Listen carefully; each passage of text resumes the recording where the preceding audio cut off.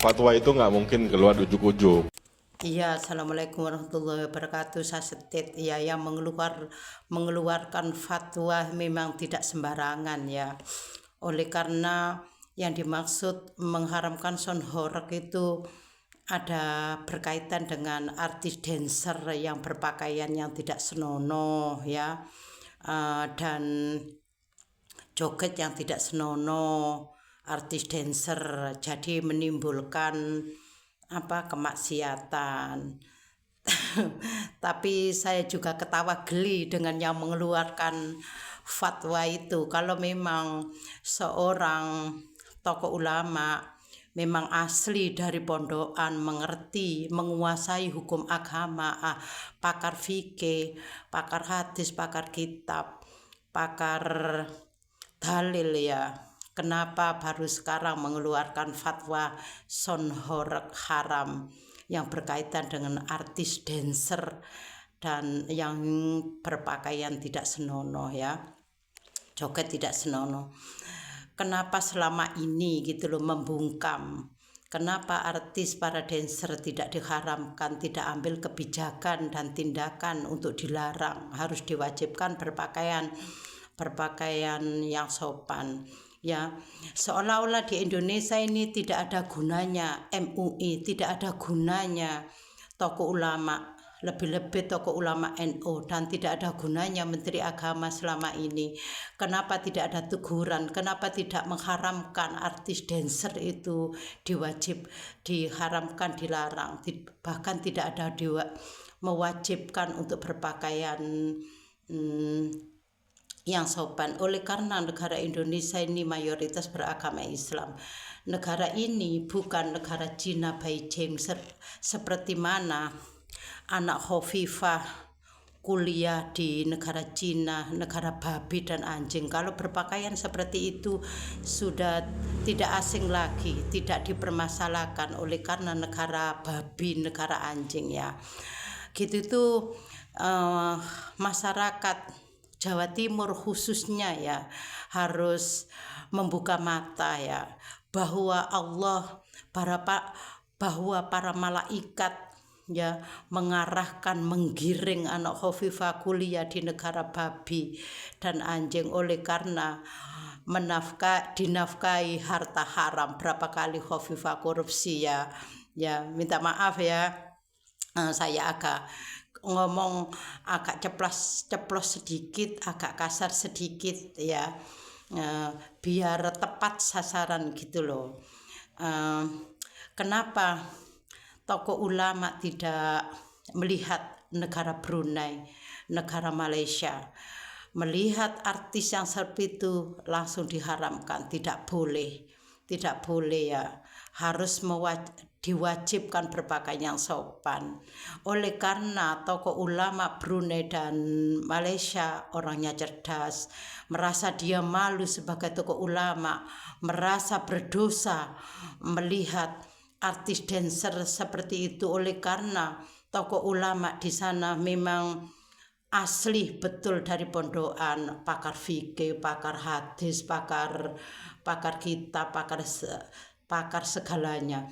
Bagi saya tokoh ulama NU itulah adalah tokoh ulama miras oplosan ya. Sekarang panjenengan lihat ya, tokoh ulama NU banyak yang cabuli, santrinya hamili.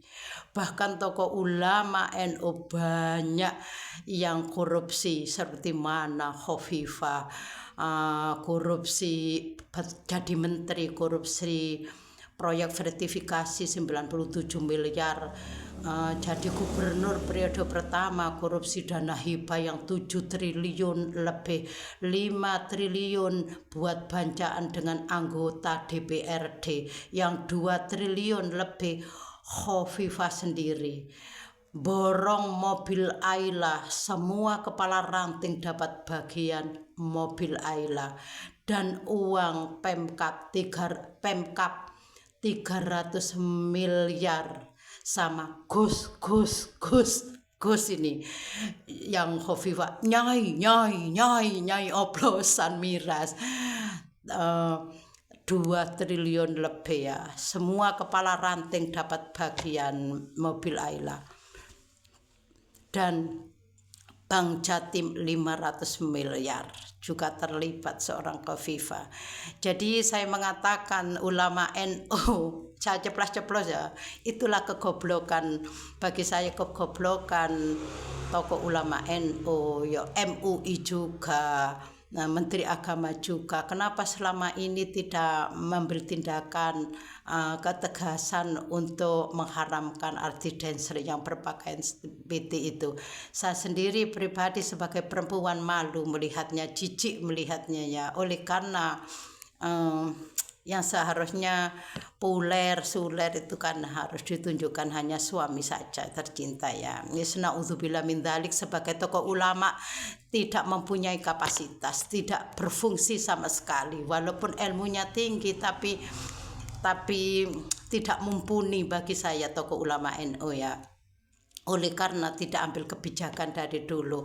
Jadi selama ini kesimpulannya, artis dancer yang berpakaian seperti itu, joget tidak seperti itu dibiarkan.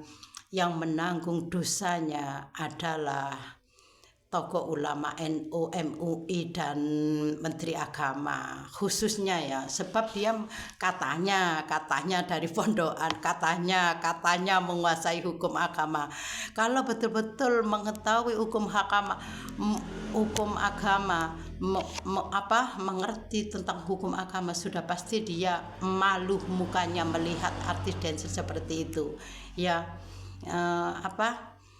Memang malu, mukanya tuh malu, itu kebodohan dari situ ya. Saya lebih suka ceplos-ceplos biar tepat sasaran mengkritisi ya. Jangan memikirkan hanya kelompok ataupun kepentingan politik, sedangkan yang mengeluarkan fatwa sendiri juga koruptor juga ya.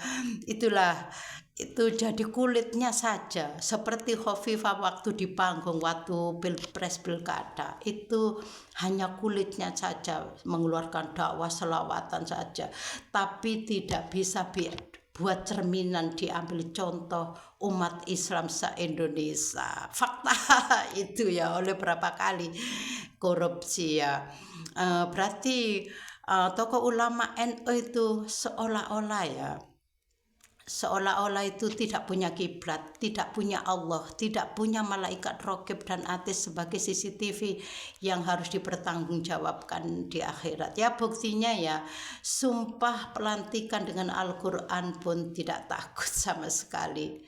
Na'udzubillah min dzalik. Sekarang bicara masalah sound horeg. Apabila sound horeg diharamkan, itu adalah sama memutuskan rezekinya pengusaha sound horeg, pedagang asong, artis dancer, dan artis dancer. Oleh karena itu termasuk pertumbuhan ekonomi menengah ke bawah. Hasilnya sound horeg, artis dancer, pedagang asong, halalan thayyibah lebih mulia ya daripada koruptor. Sama halnya memakan babi dan anjing, na'udzubillah min dzalik, untuk menafkahi keluarganya, menghidupi keluarganya dengan hasil yang haram, hina di mata Allah, yang harus dipertanggungjawabkan di akhirat. Tapi kalau memang betul memang dari pondokan loh ya, pakar fikih, bukan tokoh ulama sulapan ataupun tokoh ulama miras oplosan baru jadian. Kalau memang betul mengerti hukum agama, dari dulu sudah malu melihat artis dancer yang berpakaian tidak sono joget tidak sena, merasa bertanggung jawab, dia mengerti betul-betul mengerti hukum agama, pakar fikih ya. Bagi saya adalah tokoh ulama oplosan miras ya. Minta maaf, memang saya ceplas-ceplos lebih mengerti, lebih paham.